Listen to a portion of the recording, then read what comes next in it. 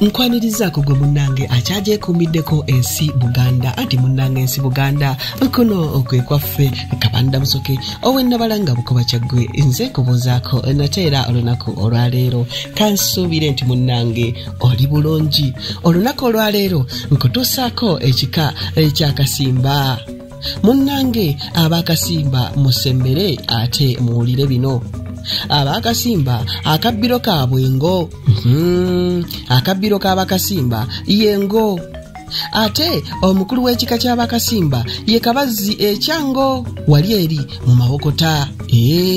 Owulidde Kabazzi ekyango ye jjajjammwe Ab'Akasimba atuula wali e Mawokota.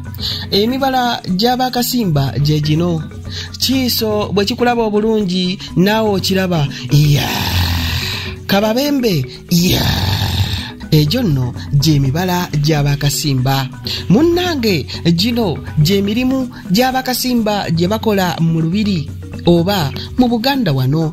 Walukagga ow'omu Kibugga mu Butambala ye mukulu w'abaweesi. Walukagga ow'omu Kibugga mu Butambala ye mukulu w'abaweesi. Ate nga bakulu mpagi Kasumba ow'ebujajju mu Buddu ye mukomazi ow'embugo za Kabaka. Bakulu mpagi Kasumba ow'ebujajju mu Buddu ye mukomazi w'embugo za Kabaka.